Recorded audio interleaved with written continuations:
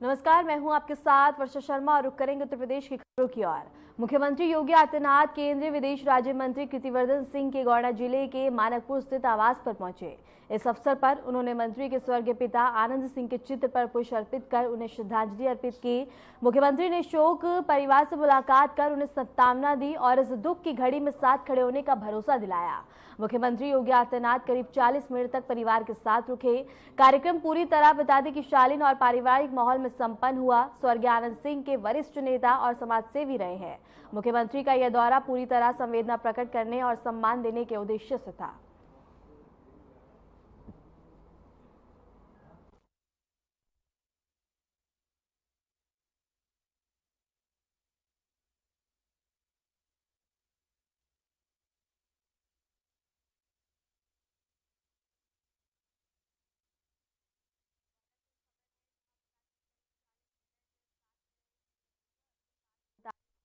श्रद्धांजलि अर्पित करी कीर्तिवर्धन सिंह के आवास योगी, जहां उनके स्वर्गीय पिता को बता दें कि पुष्प अर्पित कर उन्हें श्रद्धांजलि दी गई और इसके साथ ही बता दें कि सुरक्षा के व्यापक इंतजाम किए गए थे।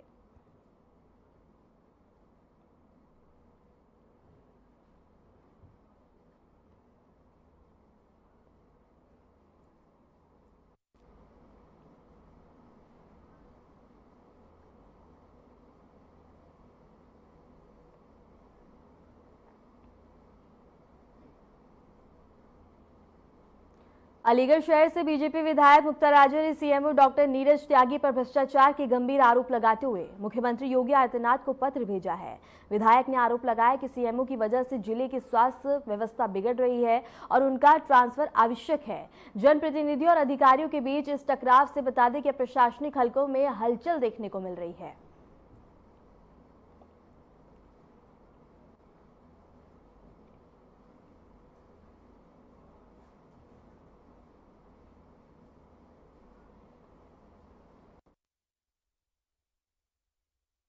जनता दरबार लगता है जिसमें कि जनता की शिकायतें आती हैं। उन्हीं शिकायतों को लेकर के हमने आदरणीय मुख्यमंत्री जी को लेटर लिखा है और उस पर मुख्यमंत्री जी जैसा करेंगे, जो निर्णय लेंगे वो उचित होगा।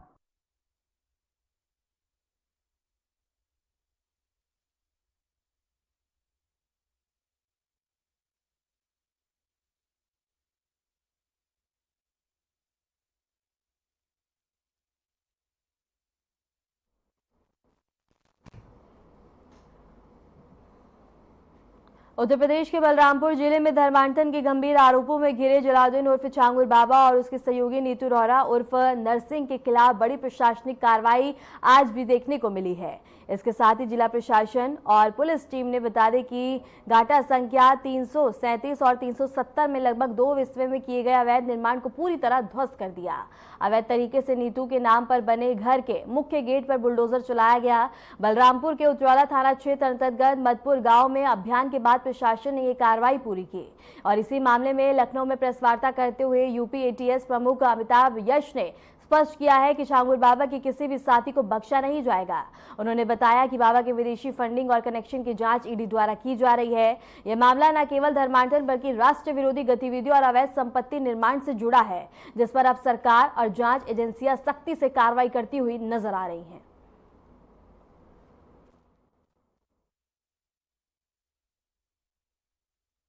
आज तीसरे दिन ये कार्रवाई ध्वस्तीकरण की पूरी हो गई है। जो भी अवैध संपत्ति यहाँ निर्माण किया गया था, अवैध सरकारी जमीन पे कब्जा करके, आज उसको पूरी तरह से ध्वस्त कर दिया गया है और जो सामने गेट था वहाँ रास्ता बनाने के लिए सारा जो अवैध निर्माण था ध्वस्त हो गया। आज हमारी मौजूदगी तीसरे दिन भी छांगुर बाबा की हवेली पर है। जो हवेली कभी यहाँ की शान हुआ करती थी, उसको प्रशासन ने जमी दोच कर दिया है। हम कैमरामैन से चाहेंगे कि उस खंडहर हवेली को अब दिखाएं, जो सामने आप लोग तस्वीरों में देख सकते हैं कि किस तरीके से प्रशासन ने इसको खंडहर में तब्दील कर दिया है, जमी दोच कर दिया गया है। ये इतना मजबूत बनाया गया था कि बुलडोजर के भी पसीने छूट गए इसको तोड़ते समय। आप देखिए लगभग 3 दिन लगे इस बिल्डिंग को तोड़ने के लिए। जो नीतू अरोरा थी, उनके नाम से ये बिल्डिंग थी और नासरीन उनका नाम बाद में बाबा ने ही धर्म परिवर्तन करके रखा था। हम आपको बता दें कि ये जो बिल्डिंग बनाई गई थी ये मदरसे के लिए बनाई गई थी, लेकिन उससे पहले एटीएस ने बाबा को गिरफ्तार कर लिया। गिरफ्तार करने के बाद आज उनको रिमांड पे 7 दिनों के रिमांड पे एटीएस ने लिया है। आगे की पूछताछ उनसे की जा रही है। जैसे जैसे तथ्य निकल के सामने आएंगे और लोगों की भी मुश्किलें बढ़ेंगी। आर्यन टीवी के लिए बलराम। सावन माह की शुभ शुरुआत पर उत्तर प्रदेश के मुख्यमंत्री योगी आदित्यनाथ ने गोरखनाथ मंदिर में विशेष हवन और पूजा अर्चना की। हर साल की तरह इस बार भी मुख्यमंत्री योगी आदित्यनाथ ने बता दी की परंपरा का निवर्तन करते हुए भगवान शिव की पूजा अर्चना की। इसके साथ ही वैदिक विधि के साथ मंदिर परिसर में हवन किया गया, जिसमें उन्होंने प्रदेश की सुख, शांति और समृद्धि की कामना की है।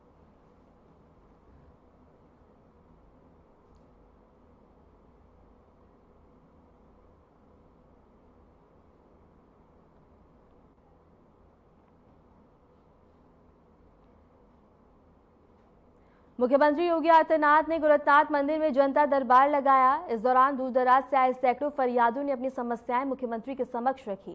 मुख्यमंत्री ने प्रत्येक फरियादी की बारी बारी से समस्या सुनी और मौके पर मौजूद अधिकारियों को समाधान के निर्देश दिए। उन्होंने अधिकारियों से स्पष्ट रूप से कहा कि जन समस्याओं का समाधान प्राथमिकता के आधार पर सुनिश्चित किया जाए। जनता दरबार के दौरान सुरक्षा व्यवस्था के पुख्ता इंतजाम किए गए थे और मंदिर परिसर में व्यवस्था सराचू रही।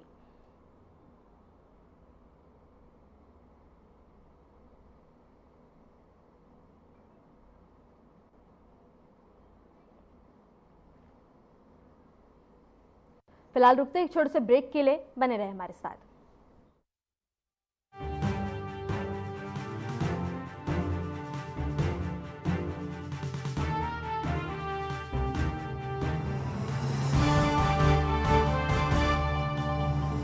नवाचारी और नवोन्मेषी शिक्षा व्यवस्था से युवाओं की आशाओं को नई उड़ान दे रहा है नया उत्तर प्रदेश।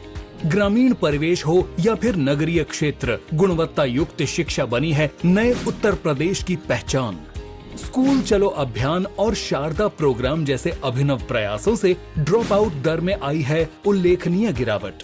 ऑपरेशन कायाकल्प और टैबलेट वितरण जैसे कदमों से डिजिटल शिक्षा को मिले हैं नए आयाम।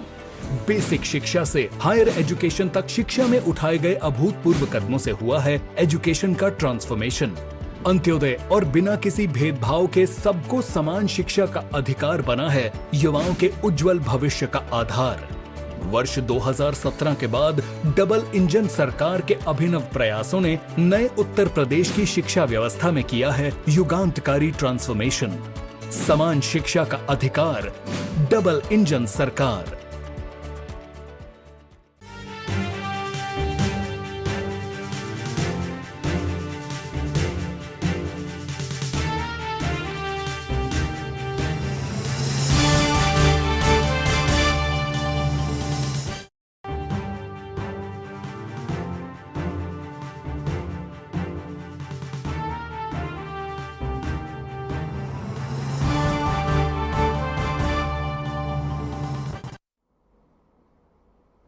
ब्रेक के बाद स्वागत है। खबरों में आगे बढ़ते हैं। उत्तर प्रदेश के बलरामपुर में धर्मांतर और विदेशी फंडिंग मामले में गिरफ्तार किए गए जलालुद्दीन उर्फ छांगुर बाबा को आज एटीएस की टीम पूछताछ के लिए लखनऊ ले गई है।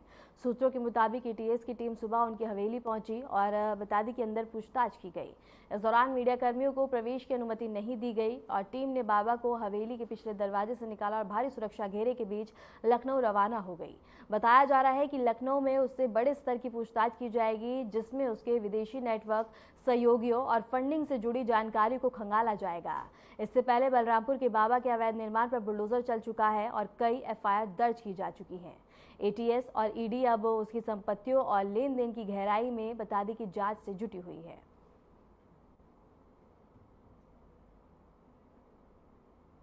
इसके साथ ही बता दें कि भारी सुरक्षा में बता दें लखनऊ के लिए रवाना किया गया। हवेली में मीडिया को रोका गया और इसके साथ ही अब पूछताछ की जाएगी और विदेशी नेटवर्क्स को खंगाला जाएगा। पूरे मामले में गहनता से जांच की जाएगी और बाबा को एटीएस ले गई। और बता दें कि बलरामपुर से एक खबर है जहां अवैध धर्मांतरण को लेकर अब एटीएस बाबा को लखनऊ लेकर और इसके साथ ही अब पूछताछ की जाएगी। और इसके साथ ही बता दें कि बलरामपुर में छांगुर बाबा की हवेली पर दबिश देखने को मिली है और लगातार बुलडोजर की कार्रवाई की जा रही है। अवैध निर्माण को ध्वस्त किया जा रहा है।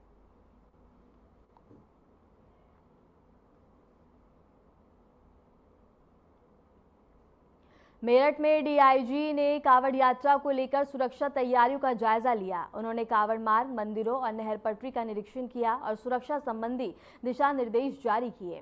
डीआईजी ने बताया कि भारी वाहनों के लिए डायवर्जन स्कीम लागू कर दी गई है जिससे कावड़ यात्रा मार्ग पर किसी प्रकार की बाधा न हो। मेरठ, बागपत और बुलंदशहर के प्रमुख शिवालयों पर विशेष सुरक्षा इंतजाम किए गए हैं। पुलिस अलर्ट मोड में है और यात्रा को सकुशल संपन्न कराने के लिए पूरी तैयार है।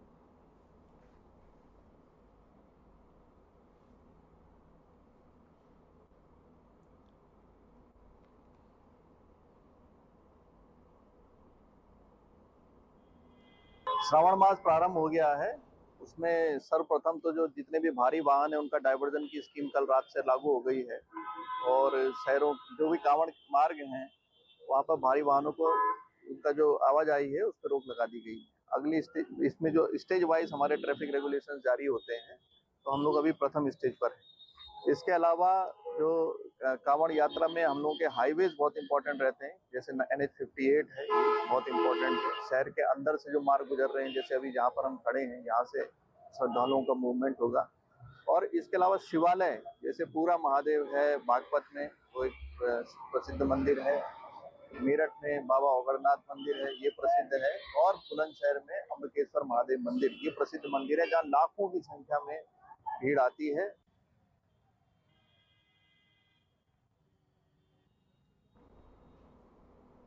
रुक करेंगे अगली खबर की ओर। उत्तर प्रदेश के बस्ती जिले में बता दें कि अलग अलग मारपीट के वीडियो ने न केवल स्थानीय प्रशासन को संकेत में डाल दिया है बल्कि आम लोगों के बीच भी भय और आक्रोश की लहर पैदा कर दी गई है। सबसे ताजा मामला बता दें कि रजिस्ट्री ऑफिस का है जहां समा खातून ने सरेआम एक युवक और इसके साथ ही मारपीट की गई। यह मामला उस वक्त हुआ जब बता दें कि किसी केस की पैरवी के लिए ऑफिस पहुंचे थे।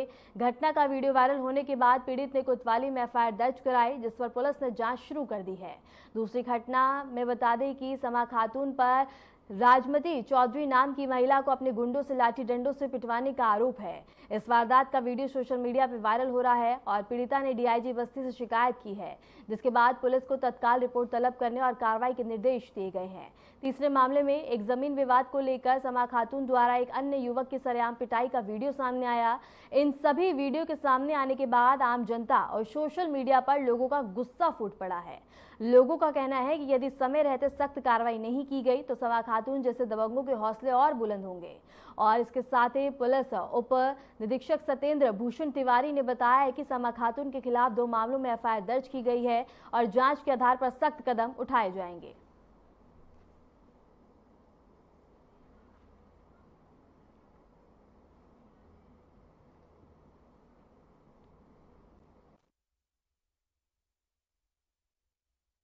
देखिए, थाना कोतवाली जनपद बस्ती के क्षेत्र के अंतर्गत एक घटना प्रकाश में आई थी। वीडियो वायरल हो रहा था जिसमें एक महिला को कुछ लोगों के साथ अभद्रता और मारपीट की घटना कारित कर रही थी। इस संबंध में थाना कोतवाली पर उस वीडियो का संज्ञान लेते हुए अभियोग पंजीकृत कराया गया है। उसमें जो सुसंगत साक्ष्य है उनका संकलन किया जा रहा है।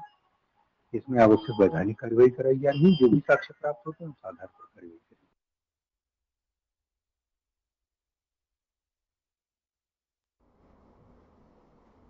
प्रतापगढ़ में औषधि निरीक्षकों की टीम ने बड़ी कार्रवाई करते हुए राजा प्रताप बहादुर अस्पताल गेट के पास स्थित कई मेडिकल स्टोरों पर छापेमारी की। इस अभियान में नायब तहसीलदार और शहर कोतवाल भी मौजूद रहे। टीम ने बता दें कि जनमल मेडिकल एजेंसी और प्रवीण मेडिकल एजेंसी में जांच की, जहां बता दें कि अनुपस्थिति पाई गई और दवाओं का रखरखाव भी मानकों के अनुरूप नहीं था। दोनों दुकानों को नोटिस जारी किया गया है। सबसे बड़ी कार्रवाई Shravasti health care medical store पर हुई, जो बिना लाइसेंस के संचालित हो रहा था। औषधि विभाग ने स्टोर को सीज कर दिया है और बता दें कि कई मूल्य दवाएं भी जब्त की गई हैं।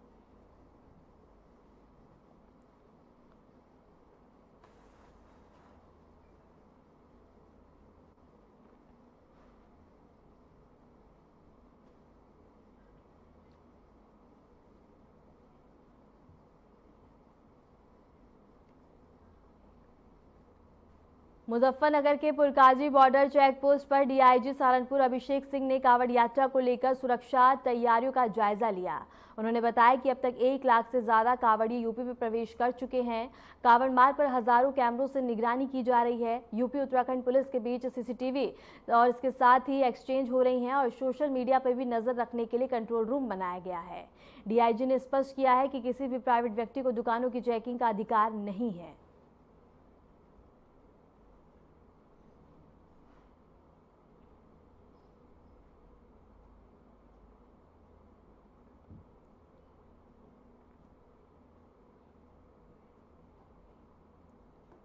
सावन महीने में कांवड़ यात्रा को सुचारू और सुरक्षित बनाने के लिए मेरठ प्रशासन ने हाईटेक निगरानी प्रणाली लागू की है।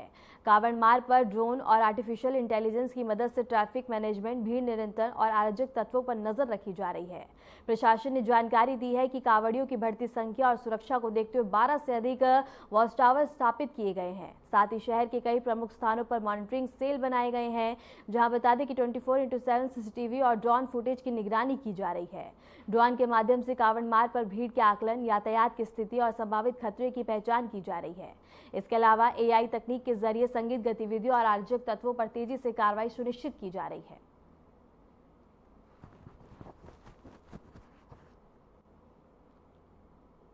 तो आज शुक्रवार भी है, जुम्मा भी है। इसको देखते हुए पुलिस ने पुख्ता सुरक्षा व्यवस्था की है। जगह जगह पे हमने फोर्स को डिप्लॉय किया हुआ है। जितने भी हमारे चौराहे संवेदनशील क्षेत्र हैं वहाँ पर हमारी डिप्लॉयमेंट है। आरएएफ को भी लगाया गया है कुछ क्षेत्रों में। इसके साथ ही साथ हमने ड्रोन कैमरे से नजर रखे हुए हैं। पूरे जो कांवड़ मार्ग है और पूरे शहर क्षेत्र में 3000 से ऊपर कैमरे लगाए गए हैं। हमने करीब 5 कंट्रोल रूम बनाए। सभी हमें एंट्री, एग्जिट और जितने भी संवेदनशील क्षेत्र हैं जहाँ पे भी कांवड़ी गुजरते हैं या फिर संवेदनशील हमारे पॉइंट्स हैं, उन सभी को हमने मैन किया है, मैन पावर से भी, और हम लोग टेक्नोलॉजी की मदद से भी नज़र रखे हुए हैं। सीसीटीवी कैमराज, ड्रोन की मदद से नज़र रख रहे हैं।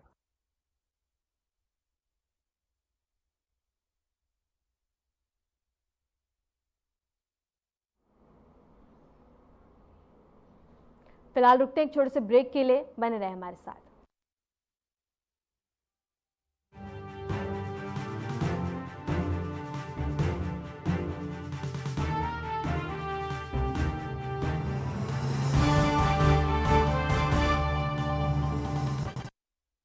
नवाचारी और नवोन्मेषी शिक्षा व्यवस्था से युवाओं की आशाओं को नई उड़ान दे रहा है नया उत्तर प्रदेश। ग्रामीण परिवेश हो या फिर नगरीय क्षेत्र, गुणवत्ता युक्त शिक्षा बनी है नए उत्तर प्रदेश की पहचान। स्कूल चलो अभियान और शारदा प्रोग्राम जैसे अभिनव प्रयासों से ड्रॉप आउट दर में आई है उल्लेखनीय गिरावट। ऑपरेशन कायाकल्प और टैबलेट वितरण जैसे कदमों से डिजिटल शिक्षा को मिले हैं नए आयाम। बेसिक शिक्षा से हायर एजुकेशन तक शिक्षा में उठाए गए अभूतपूर्व कदमों से हुआ है एजुकेशन का ट्रांसफॉर्मेशन। अंत्योदय और बिना किसी भेदभाव के सबको समान शिक्षा का अधिकार बना है युवाओं के उज्जवल भविष्य का आधार। वर्ष 2017 के बाद डबल इंजन सरकार के अभिनव प्रयासों ने नए उत्तर प्रदेश की शिक्षा व्यवस्था में किया है युगांतकारी ट्रांसफॉर्मेशन। समान शिक्षा का अधिकार, डबल इंजन सरकार।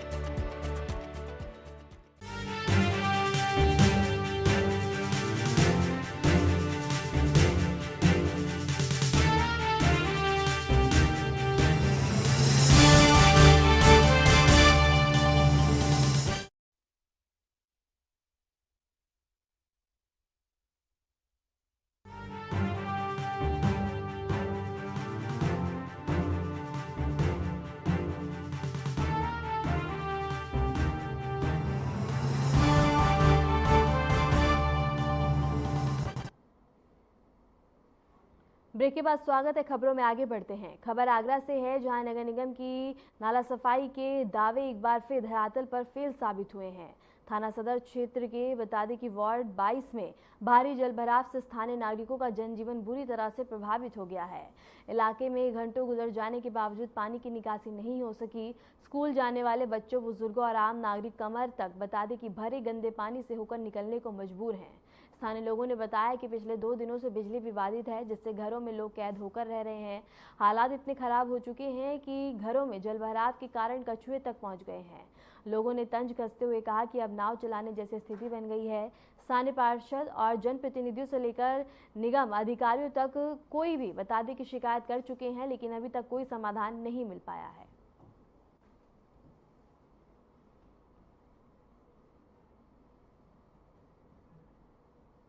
समस्या तो ये बहुत है। अब देखिए पानी भरा हुआ है। दूसरा, नगर निगम की जो परमानेंट जो यहाँ पर मोटर लगी हुई है वो नहीं चल पा रही है, बहुत तरीके से नहीं चल पा रही है। और दूसरा, लाइट कल से ही गायब है। कल 2-2:30 बजे के समथिंग लाइट चली गई, जब से अभी तक आई ही नहीं है। टोरेंट वालों को मतलब कंप्लेंट कर रहे हैं, पर फिर भी नहीं आ पा रहे हैं वो लोग। बच्चों को परेशानी हो रही है, निकलने में दिक्कत है। और रात भर लोग सो ही नहीं पा रहे, ना मोबाइल चाहिए ना कुछ, सब व्यवस्था गड़बड़ है।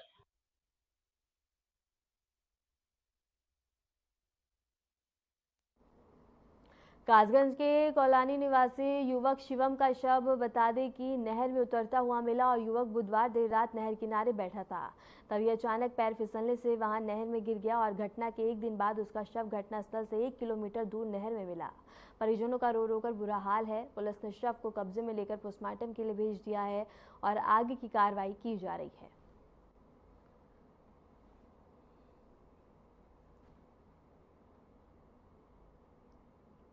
भाई है क्या है चाचा लगा है। उसका घटना ये हुई थी, वो अपना शाम के करीब बैठा हुआ था वहाँ नहर के किनारे बैठा हुआ। छोटा वाला भाई गया, बोला कि भैया चल, बोला तुम जाओ कि मैं आता हूँ। उसके बाद थोड़ी देर बाद अचानक ही पैर नीचे हुआ, उसको गिरने के कारण वहीं गिर गया। उसके पीछे उसको बचाने कूदा, फिर कानूनी वालों की वजह से छोटे वाले को बचा लिया गया। ये अपना उसके हाथ से स्लिप होकर निकल गया।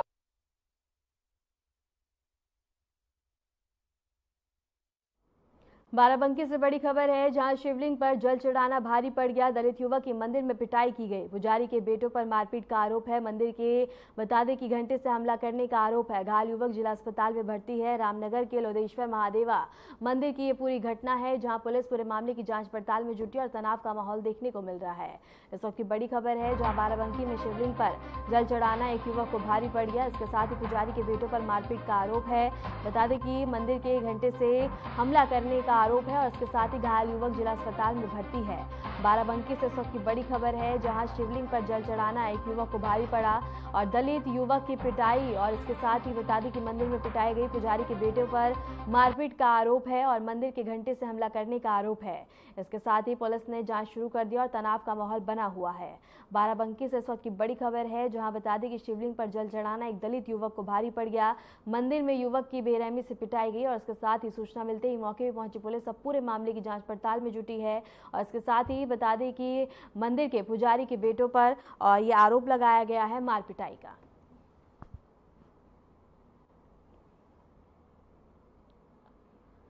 सावन माह 2025 की शुरुआत के साथ ही उत्तर प्रदेश के विभिन्न शहरों में भगवान शिव के भक्तों का सैलाब देखने को मिल रहा है। प्रदेश भर के शिव मंदिरों में सुबह से ही जलाभिषेक, रुद्राभिषेक और विशेष आरती के आयोजन हुए। वाराणसी के प्रसिद्ध काशी विश्वनाथ मंदिर में दिन की शुरुआत मंगला आरती के साथ हुई, जिसमें हजारों भक्तों ने भाग लिया।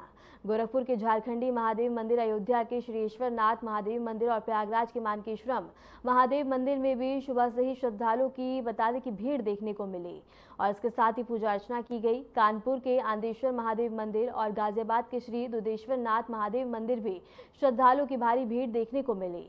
जल चढ़ाने, फूलमाला अर्पित करने और रुद्राभिषेक हेतु भगवान ने बता दें कि लंबा इंतजार करते हुए लेकिन आस्था में कोई भी कमी देखने को नहीं मिली।